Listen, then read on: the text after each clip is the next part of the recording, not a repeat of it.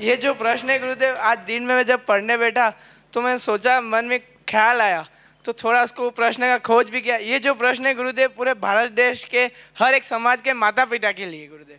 राजा जनक ने अपनी बेटी के लिए राजघराना ही चुना था, पर उनका आधे से अधिक जीवन तो वनवास में ही निकला, और राजा जनक ने अपनी बेटी को इतना काबिल बनाया कि वो वनवास भी अच्छे से जिंदगी निकाल दी। पर गुरुजी, मेरी यह जिज्ञासा है कि आज के ज़माने में माता पिता अपनी बेटी को व्हाट्सअप, इंस्टाग्राम, फेसबुक चलाने में समर्थन करते हैं, और कुछ होने पर तलाक करने में सबसे पहले उनका ही समर्थन रहता है।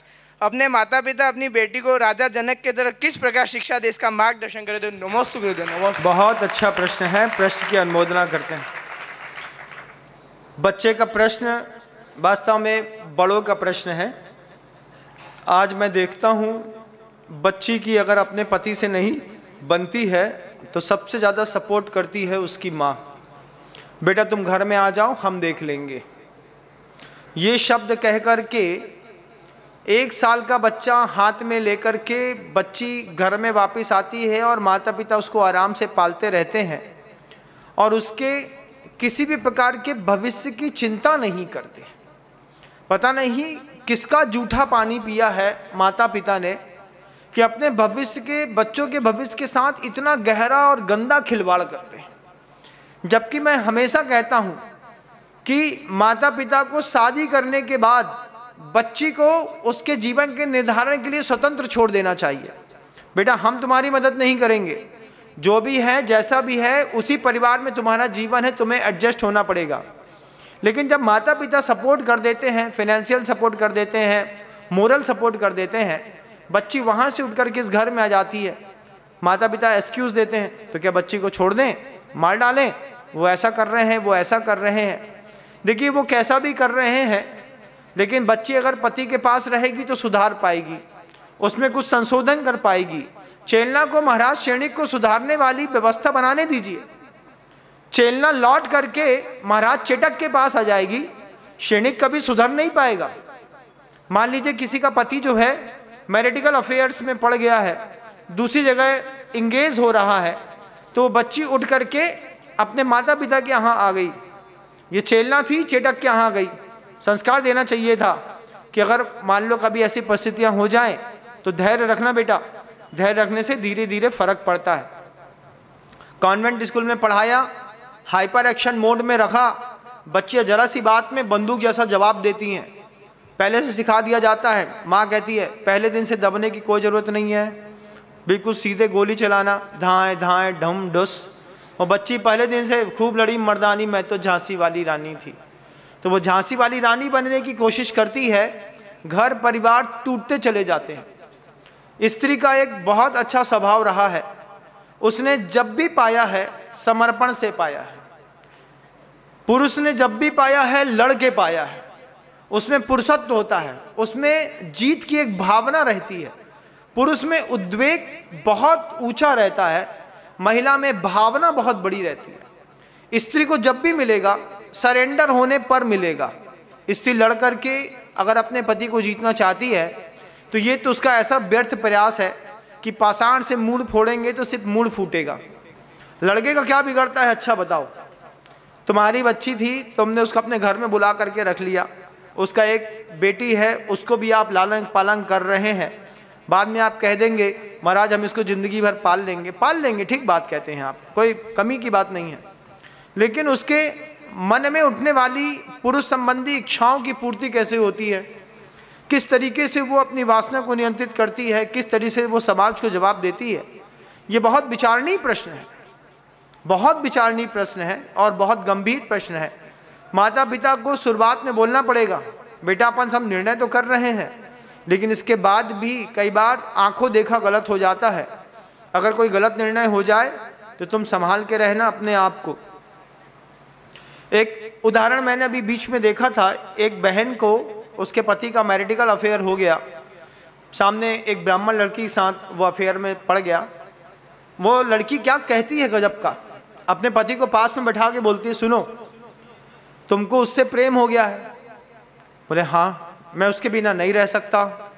बोले तुम उसका बिल्कुल भी नहीं रह सकते। बोले हाँ मैं उसके बिना नहीं रह सकता।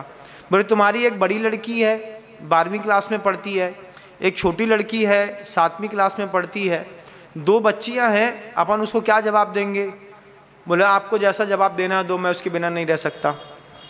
उस पत्नी ने उस लड़की को घर में बुला लिया, इधर आओ, तुम दोनों इसी घर में साथ में रह लो, हम माँ के कमरे में रह लेंगे। 10 दिन तक वो लड़की यहीं पर रही, दोनों को खाना बना करके खिलाया, उससे सहन नहीं हुआ तो वो कहती है पति से अपने, देखो क्या कहती है, बच्ची पति से कहती है सुनो, तुम्हारा उससे प्रेम बढ़ गया है, अगर तुम उसके साथ सही में जी सकते हो तो मैं तुम्हें स्वतंत्र कर सकती हूँ। तुम ये मत सोचना कि मैं यहाँ से उठूँगी तो आत्महत्या करूँगी, तुम ये भी मत सोचना कि यहाँ से उठूँगी तो अपने माता पिता के पास जाऊँगी। अभी मेरे पास एक रास्ता और है जहाँ पर मेरे गुरु गए हैं, मैं संयम ग्रहण करके आर्यिका भी बन सकती हूँ, तुम्हारे लिए रास्ता खुला रहेगा। इन 2 बच्चों को संभालने की तुम जवाबदारी ले लो, बस हो गया। उसके पति ने कह दिया कि हाँ मैं इन दोनों बच्चों को संभाल लूँगा, पढ़ा कर लूँगा। वो 2 महीने तक गुरुदेव की शरण में अमरकंटक में रही आई। आचार्य जी ने उससे पूछा जाना नहीं है घर वापस? तब उसने 2 महीने बाद कहा महाराज मेरे कर्म का उदय तेज चल रहा है, आप तो मुझे आजीवन व्रत दे दीजिए। जब गुरुदेव ने उनसे पूछा, उसने बताया कि ऐसा ऐसा हो रहा है। आचार्य जी ने शाम की सामायिक ये बात सुनने के बाद करी, आप आश्चर्य मानेंगे, दूसरे दिन दोपहर में उसका पति उसको लेने के लिए वापस खड़ा हो गया। ये होती है गुरुओं की बात मानने की और संयम ग्रहण करने की एक अपनी पराकाष्ठा। मेरे आंख का देखा दृश्य है, पथरिया, दमोह के पास पथरिया है ना, उस पथरिया की घटना है बंधुओं। पथरिया की एक बहन थी जिसके पति का इस तरीके का अफेयर हुआ जैन समाज में, और उसने गुरुवर के पास जाकर के जब कहा कि आचार्य वहाँ पे विकल्प है, उनको किसी और से स्नेह हो गया है, मैं सोचती हूँ कि आप मुझे आजीवन व्रत दे दीजिए, मुझे संयम दे दीजिए, जिसके माध्यम से वो भी अच्छे से जी सके और मैं भी अपना धर्म ध्यान कर सकूँ। उसके बाद वो पति वापस आया दूसरे दिन दोपहर में लेने के लिए, 2 महीने तक आया नहीं था, लेने आया, आकर के कहता है आप चलो। तो उसका मेरे कक्ष में मुझसे संवाद हुआ। उसने एक ही बात कही, महाराज कल से लग रहा है मैंने अपराध कर दिया, अपराध कर दिया, अपराध कर दिया, मैं कसम खाता हूँ पलट करके इसके अलावा दुनिया में किसी को स्पर्श नहीं करूँगा। ये कह कर के वो मेरे कमरे में मुझसे स्वदार संतोष का व्रत लेकर के गया। उसके बाद उसको एक पुत्र की उत्पत्ति और हुई, और उसके बाद आज वो तीनों पूरा 5 लोगों का परिवार संपन्न है। इस तरीके की भी व्यवस्था बनाई जा सकती है, लेकिन बेटियां इतनी उद्वेग में रहती हैं कि नहीं हमने गलत देख लिया, अब हम कुछ नहीं करेंगे, अब हम अपने माता पिता के पास जा रहे हैं, जो कि पूर्णतः गलत है। बेटियों को सीता नहीं चेलना बनने की जरूरत है। अगर आपको लगे कि आपका पति नरकगामी है, कुमार्गगामी है, तो चेलना ने कितनी अच्छी समझाइश देकर के उसी सैनिक को जिसको नरक गति का बंद हो गया था, उसको तीर्थंकर प्रगति का बंद करा दिया। उसके लिए आपको उनके साथ रहना पड़ेगा। अगर आप दूर रह करके सोचते हैं कि पति की अकल ठिकाने आएगी, आप लोग भ्रम में हैं।